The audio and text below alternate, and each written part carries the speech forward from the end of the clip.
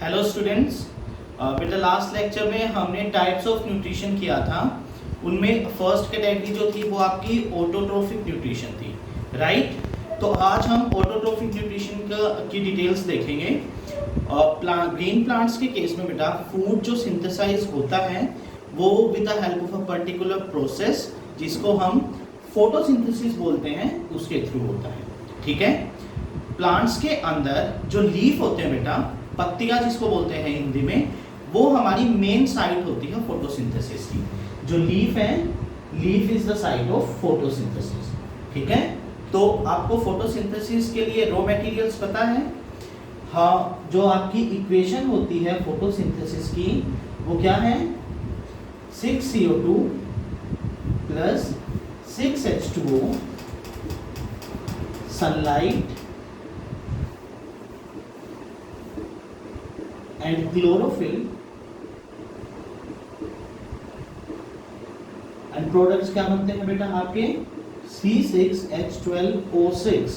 ये क्या है बेटा, ये आपका ग्लूकोज है एंड साथ में ऑक्सीजन रिलीज हो जाती है as a byproduct, right. Clear है, ठीक है। अभी हमने ये बोला कि जो फोटोसिंथेसिस होती है वो लीफ के अंदर होती है। तो फोटोसिंथेसिस के स्टेप्स की डिटेल में जाने से पहले हमें लीफ का स्ट्रक्चर पता होना बहुत जरूरी है, ठीक है। अब एक बात ध्यान से सुनो बेटा, जैसे मान लो मैं आपको एक लीफ बना के देता हूँ इस तरीके से, ठीक है। ये आपका एक लीफ। आपको जितने भी सैंपल्स मिलते हैं, कोई भी सैंपल हम स्टडी करते हैं, ठीक है, हम माइक्रोस्कोप के अंडर इनका स्ट्रक्चर जो है वो डिटेल में देख सकते हैं। तो बेटा कोई भी सैंपल है उसको हम दो तरीके से काट सकते हैं, जिसको हम उसका सेक्शन बोलते हैं। क्या बोलते हैं, सेक्शन।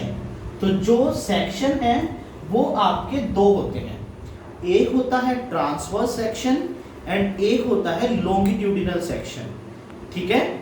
जो आपका हॉरिजॉन्टल सेक्शन होता है ये वाला, ठीक है। अगर इस लीफ को ऐसे हम काट रहे हैं तो इसको हम क्या बोलते हैं, ट्रांसवर्स सेक्शन बोलते हैं, हॉरिजॉन्टल सेक्शन या फिर ट्रांसवर्स सेक्शन, जिसको शॉर्ट फॉर्म में TS भी बोला जाता है, ठीक है।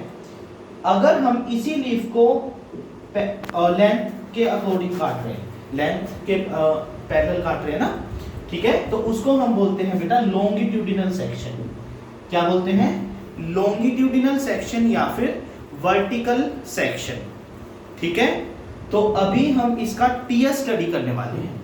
ट्रांसवर्स सेक्शन जब हमने लीफ का देखा तो हमें क्या दिखाई देता है, हम उसका स्ट्रक्चर ड्रॉ करेंगे।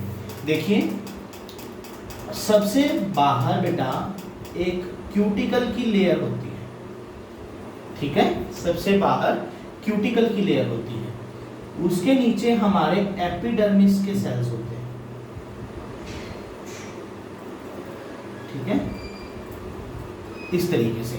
इससे पहले हम बीच में मोनोको जो होते हैं उनके अंदर यहाँ पर बीन शेप के स्ट्रक्चर होते हैं जिनको हम स्टोमेटा बोलते हैं, ठीक है। फिर इसके नीचे आपके मीजोफिल सेल स्टार्ट हो जाते हैं बेटा,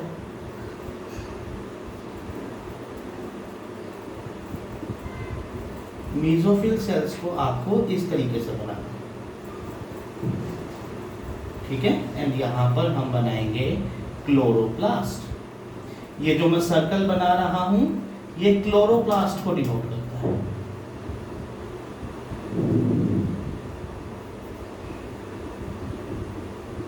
ठीक है। इसके नीचे हम बनाएंगे स्पॉन्जी पैरेन्काइमा। तो उन सेल्स को हम नियरली स्फेरिकल भी बना सकते हैं, ठीक है, एंड कुछ इस तरीके से भी बना सकते हैं, एयर कैविटी दिखाने के लिए, ठीक है। लूजली पैक्ड हमें दिखाना है, यहाँ पर आप ऐसे बनाइए, ठीक है। एंड लास्ट में बिल्कुल सेम टू सेम जैसा ऊपर बनाया है, एपिडर्मिस है वो अपर एपिडर्मिस थी एंड ये आपकी लोअर एपिडर्मिस, इस तरीके से। ये आपका स्ट्रक्चर होता है TS ऑफ लीफ का। ठीक है, हम लेबलिंग करते हैं इसकी। ये है आपका क्यूटिकल। ये वाले जो बीन शेप स्ट्रक्चर हमने बनाए हैं बेटा, ये होते हैं स्टोमेटा। ये है आपके क्लोरोप्लास्ट, जिसके अंदर क्लोरोफिल पिगमेंट प्रेजेंट होती है। ये एयर कैविटीज हैं, ये लोअर एपिडर्मिस है, एपिडर्मिस, और जो ये वाले सेल्स हैं बेटा, ये है आपके अपर एपिडर्मिस, अपर एपिडर्मिस। देखो बेटा, लेबलिंग के ना कुछ रूल्स होते हैं। आपको हमेशा डायग्राम के राइट साइड में लेबलिंग करनी होती है, ठीक है, पहला रूल। दूसरा रूल, कोई भी दो लेबलिंग्स जो है वो आपस में इंटरसेक्ट नहीं कर सकती। इंटरसेक्शन का क्या मतलब है, जैसे मैं इसको यहाँ पर लेबल कर दूं एंड इसको ऐसे लेबल कर दूं, तो ये इंटरसेक्ट कर रहा है ना, तो इस टाइप से कभी भी आपको लेबलिंग नहीं करनी है। एंड थर्ड रूल होता है, जो ये हम लाइन ड्रॉ करते हैं, इसके आगे कभी भी ऐसे एरो नहीं लगाते, ठीक है। इन रूल्स को थोड़ा सा ना दिमाग में रख के आप डायग्राम बनाइएगा, क्लियर है। दूसरा पॉइंट मैं आपको अभी बता दूं, कुछ बुक्स में आपको जो स्टोमेटा है वो अपर एपिडर्मिस में नहीं मिलेगा, कुछ में मिलेगा। तो देखिए बेटा, हमारे पास दो टाइप के प्लांट्स होते हैं, मोनोकोट एंड डाइकोट, ठीक है। जो मोनोकोट प्लांट्स होते हैं उनके अंदर स्टोमेटा ऊपर भी होता है और नीचे भी होता है, ठीक है। एंड जो डाइकोट होते हैं उनमें सिर्फ नीचे होता है। तो ऐसा कोई कंफ्यूजन मत रखना, कुछ बुक्स में दोनों में मिल सकता है और कुछ में आपका सिर्फ नीचे वाली लेयर में मिल सकता है, ठीक है। तो देखिए, ये है आपका टीएस ऑफ लीफ। टीएस का मतलब क्या है, ट्रांसवर्स सेक्शन, ठीक है। अब देखिए, ये मैंने क्यों बनाया है, क्योंकि हमें क्लोरोफिल की जरूरत है। जो फोटोसिंथेसिस हो रही है उसके लिए क्लोरोफिल की जरूरत है ना, एंड वो क्लोरोफिल कहाँ होती है, हमारे लीफ के अंदर होती है। लीफ के अंदर क्लोरोप्लास्ट है। क्लोरोप्लास्ट को हम किचन ऑफ द सेल भी बोलते हैं, क्योंकि वो खाना बनाने में हेल्प करता है। एंड क्लोरोप्लास्ट के अंदर हमारी क्लोरोफिल पिगमेंट प्रेजेंट होती है, क्लियर है। ये आपका डायग्राम है। अब हम इसके बाद बेटा करते हैं हमारे स्टेप्स ऑफ फोटोसिंथेसिस, कि फोटोसिंथेसिस होता कैसे। तो देखिए, आपका जो फर्स्ट स्टेप है वो होता है absorption of light energy by chloroplast. Chloroplast जो अभी अभी हमने देखे हैं वो क्या करते हैं, वो सनलाइट में से लाइट एनर्जी को एब्जॉर्ब करते हैं, जिससे कि क्लोरोप्लास्ट एक्टिवेट हो जाता है, क्लोरोफिल पिगमेंट बनना स्टार्ट हो जाती है, ठीक है। सेकंड स्टेप होता है आपका conversion of light energy into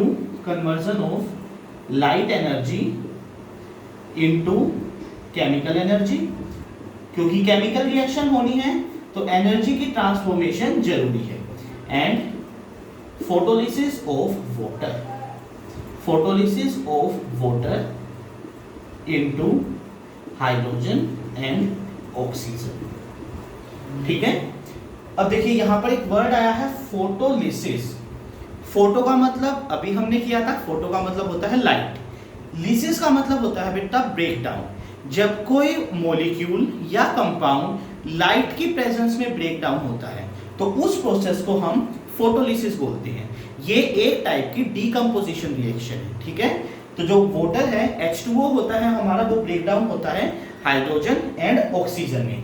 and third और मेन स्टेप होता है बेटा reduction of CO2 into carbohydrate, ठीक है। अब देखो बेटा, ये वापस से एक नया नाम है। रिडक्शन का क्या मतलब है, हमारे पास दो टाइप की रिएक्शन होती है, एक होती है रिडक्शन, एक होती है ऑक्सीडेशन। इन दोनों को कंबाइनली हम रेडॉक्स रिएक्शंस बोलते हैं, ठीक है। रिडक्शन का बेसिक मतलब होता है बेटा, या तो आप किसी कंपाउंड या किसी मॉलिक्यूल के साथ हाइड्रोजन को ऐड कर दो या फिर उसमें से ऑक्सीजन को निकाल दो, ठीक है। अगर इनमें से कुछ भी हो रहा है तो वो रिडक्शन बोली जाती है। इसका अपोजिट ऑक्सीडेशन होता है। उसका क्या मतलब है, या तो आप हाइड्रोजन को निकाल दो या फिर ऑक्सीजन को ऐड करवा दो, ठीक है। ये इसका बेसिक मतलब है, क्लियर है। तो अभी हमने क्या बोला, रिडक्शन क्या है, हाइड्रोजन को ऐड करो या ऑक्सीजन को रिमूव करो, यही है ना। तो देखो CO2 है, CO2 से कार्बोहाइड्रेट मतलब ग्लूकोज बना था, C6H12O6। अब देखिए यहाँ पर कौन से एलिमेंट है, C और O, मतलब कार्बन है और ऑक्सीजन है। लेकिन प्रोडक्ट में क्या है, कार्बन भी है, ऑक्सीजन भी है, साथ में हाइड्रोजन भी आ गया ना। तो एडिशन ऑफ हाइड्रोजन हो गया, इसीलिए रिडक्शन। ठीक है, तो हमारा जो फोटोसिंथेसिस होती है बेटा वो इन 3 स्टेप्स में होती है। लेकिन जो ये हमने 3 स्टेप्स ऐसे सीरीज में लिखे हैं, जरूरी नहीं है कि ये सारे स्टेप्स एक के बाद एक ही हों, ये कभी भी हो सकते हैं। ठीक है, अभी इनमें स्पेशल केस हम लेते हैं बेटा डेजर्ट प्लांट्स का। डेजर्ट प्लांट्स जो हैं वो क्या करते हैं बेटा, वो रात के टाइम पर CO2 को एब्जॉर्ब करके रखते हैं। वो दिन के टाइम में CO2 को एब्जॉर्ब नहीं करते, वो रात के टाइम में एब्जॉर्ब करते हैं CO2। ठीक है, एंड दिन के टाइम में जब सनलाइट आएगी तो उसी CO2 को फिर यूज करेंगे अपना फूड बनाने के लिए। ठीक है, लेकिन अभी हमने ये तो बोल दिया कि वो रात के टाइम पर CO2 को एब्जॉर्ब करते हैं। क्यों करते हैं, क्या रीजन है, वो दिन के टाइम पर क्यों नहीं करते? तो मैंने स्पेसिफिक बोला है डेजर्ट प्लांट्स। तो आपको पता है रेगिस्तान, डेजर्ट को रेगिस्तान बोलते हैं ना। तो डेजर्ट्स के अंदर बेटा पानी की बहुत कमी होती है एंड जनरली अगर कोई भी सरफेस बाहर का एक्सपोज्ड होता है सनलाइट को, है ना, तो उसमें से पानी के मॉलिक्यूल रिलीज होते हैं। जो नॉर्मल टेरेस्ट्रियल प्लांट्स हैं उनका पानी का लॉस होता है with the help of a process जिसको हम क्या बोलते हैं, ट्रांसपिरेशन बोलते हैं ना। Loss of water from the leaves, जब लीव्स के थ्रू पानी का लॉस होता है प्लांट की बॉडी में से, उस प्रोसेस को ट्रांसपिरेशन बोलते हैं। ठीक है, एंड ये किसके थ्रू होगा बेटा, जो हमने स्टोमेटा बनाए थे ना, ये उनके थ्रू होता है। ठीक है, तो अभी क्या है, डेजर्ट प्लांट्स क्या करते हैं, अपने पानी को बचाने के लिए वो दिन के टाइम में स्टोमेटा को बंद रखते हैं। अगर स्टोमेटा बंद रहेगा तो पानी का लॉस होगा ही नहीं। ठीक है ना, लेकिन वो जो लाइट है उसको एब्जॉर्ब कर लेंगे। रॉ मटेरियल जो CO2 है वो तो उनके पास उन्होंने रात में ले ली जब टेम्परेचर कम था। जितना कम टेम्परेचर होगा ट्रांसपिरेशन उतना ही कम होता है। ठीक है ना, तो रात के टाइम में डेजर्ट में आपको पता ना ठंड हो जाती है, तो उससे क्या होगा, वो CO2 का अपटेक रात को कर लेंगे। कर लिया रात को, पानी उनके पास रूट्स के थ्रू आ जाता है, सनलाइट उनको दिन में मिल जाएगी, है ना, जिससे कि क्लोरोफिल एक्टिवेट हो जाएगी। तो इस तरीके से आपकी ये इक्वेशन सेटिस्फाई हो जाएगी। क्लियर है? तो बेटा ये है आपका फोटोसिंथेसिस का प्रोसेस। हम नेक्स्ट लेक्चर में ये जो हमने बोला ना कि सनलाइट भी जरूरी है, क्लोरोफिल भी जरूरी है, ये क्यों जरूरी है एंड अगर ये नहीं होंगे तो फोटोसिंथेसिस के ऊपर क्या इफेक्ट होगा, हम वो देखेंगे बेटा नेक्स्ट लेक्चर में with the help of activities. यहां तक अगर आपको कोई डाउट है तो आप कमेंट बॉक्स में मेरे को इन्फॉर्म कर सकते हैं। साथ ही बेटा ये आपका अपना चैनल है, प्लीज इसको लाइक करें, शेयर करें एंड सब्सक्राइब करें।